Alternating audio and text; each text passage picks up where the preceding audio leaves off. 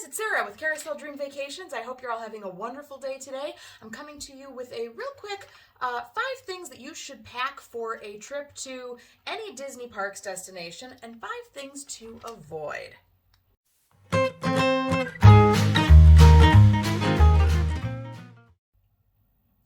Alright guys, so my top 5 things that you absolutely make sure that you need to pack for a trip to either Disney World or Disneyland. First thing that I want you to make sure that you've got are comfortable shoes. Now when I say comfortable shoes, I know that some of you are going to say, I've got the best flip-flops in the world, it's all that I wear during the summertime. No. Please, I'm begging you, don't just bring flip-flops and expect that you're going to be okay. Do you know that people clock miles and miles and miles of walking anytime they are on a Disney destination like Walt Disney World in Florida or Disneyland in California? Flip-flops are probably the worst kind of shoe that you can bring. I know it's warm, I know that's what people wear during the summertime. Keep them at the pool, okay? I've known people who have only brought flip-flops to their Walt Disney World vacations and they end up in tears. They are in so much pain.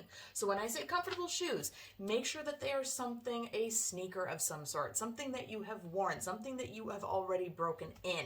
Don't buy brand new shoes for a Walt Disney World or a Disneyland vacation because they felt comfy in the store. Do that like a few months in advance and then make sure you're wearing them all the time. Skechers make some really nice ones, and guys, I'm not getting paid by Skechers for any of this, but I happen to own a really, really comfy pair of Skechers. That, or I know I'm probably like the least cool person in the world for saying this, but Crocs. You guys, I have brought Crocs on Disney trips, just the regular clogs, and even after my reliable, comfortable tennis shoes give out on me, Crocs have saved me later in the trip. So just something to keep in mind. So that's one thing that I want to make sure that you are packing for a Disney Parks kind of a destination, but do not pack the flip-flops. Or if you're going to pack the flip-flops, make sure that you save them for the pool. Don't bring them into the parks. Number 2, definitely make sure that you're bringing a water bottle. You are allowed to bring water bottles into the park as long as they contain water and not anything else. I see some of you. But water bottles are totally fine to bring into the park. They are refillable. It's something that you can do.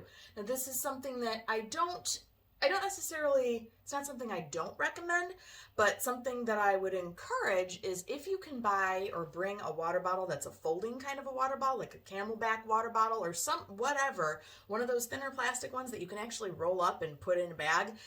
Give that a try instead of bringing a big bulky water bottle, only because of the fact that it's going to take up so much less space in your bag. So, that's what I recommend. I would say definitely a water bottle, and I'm not going to necessarily say don't bring a big bulky one, because if your absolute favorite one just happens to be bigger, that's fine, and if you've got a way to do that. But preferably make it something that can fold up and make itself tiny in your bag later once you're done with it.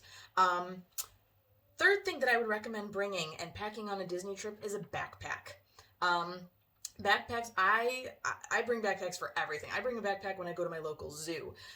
Backpacks are king, and there's so much stuff that, usually one person ends up carrying between maps and people's cameras or phones or wallets or whatever, stuff that people don't want to bring. So a backpack is really, really great to make sure that you have. I've got a backpack that doubles as a diaper bag. I've got a young baby, so that's something that I'm going to have to kind of keep in mind, is that this backpack is going to have to cover 2 people for sure. Just make sure, I would say, if you are going to be bringing a backpack, make sure maybe that you're not the only person with a backpack in your party, if you can help it. If more than one of you can take one, that way you're not going to get overloaded as the day goes on. One kind of backpack I do not recommend bringing, if you can help it, are those bags. They're like the cinch backpacks with the thin nylon rope straps. I made the mistake of wearing one of those once at Walt Disney World, and it was summer, so it was hot. I was wearing a sleeveless top, and after a while, those nylon straps really start kind of cutting into your shoulders really badly, and it's not comfy. Or even if you've got a t-shirt on, they don't feel good after a time. I think especially if you're not wearing a lot of layers. If it's colder weather, if it's winter, that might not matter as much, but those cinched backpacks with those little nylon straps, I do not recommend those if you're going to be in the heat at a Disney destination. So just kind of keep that in mind. Fourth thing that I absolutely recommend that you bring, obviously bring your phone and bring a camera. I like to bring a camera separate from my phone. I like to take pictures on my phone, but I like having the option of a camera as well. As a bonus, something that you should absolutely bring, make sure that you bring some kind of a rechargeable battery or something like an external battery or something that you can actually charge up your phone or charge your phone's battery, an extra battery, something. Because if you're going to be taking pictures like I take pictures, you are going to need the additional juice for your device, okay? One thing to leave at home entirely is a selfie stick. Disney parks do not allow selfie sticks in the door. That is a banned item. They won't even let you take it past the gate. Security will take that and tell you got to check it or leave it. So leave the selfie sticks at home entirely. And finally, the fifth thing that I would say do not pack for a Disney trip are snacks. Now hear me out. I'm not telling you should go spend a whole bunch of money on snacks in the park if you don't want to. Absolutely do that. Disney's got a ton of great snacks, and I happen to love snacking on the Disney snacks that I can purchase in the parks. But what I do recommend is that instead of packing snacks to bring with you and loading up your carry-on or any of that stuff, I would recommend either having an Amazon order sent to your hotel, wherever you're going to be staying, or Instacart, something like that. And just talk to the front desk of whatever hotel you're going to be staying at. If you're on property, they can absolutely accommodate that. You can just have things sent to the front desk and you can go and pick it up that way. We did that actually on a Disney cruise. We were able to have a package sent to the Disney Cruise Line when my son was very, very small. So I didn't have to pack a whole bunch of extra baby food. I was able to have it just delivered, which was super convenient, and I didn't have to worry about bringing a ton of extra stuff on our plane with us. So that's where I would say don't pack snacks to bring with you on an airplane or anything like that. Obviously the stuff you most immediately need, but don't feel like you have to plan snacks for your entire vacation.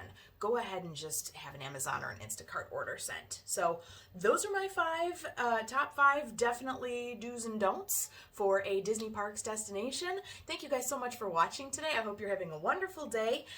Be sure to like and subscribe. Like the video, subscribe to the channel. You can reach out to me, Sarah at CarouselDreamVacations.com. You can also find me on Instagram and Facebook. And as always, go make your magic. Have a great day.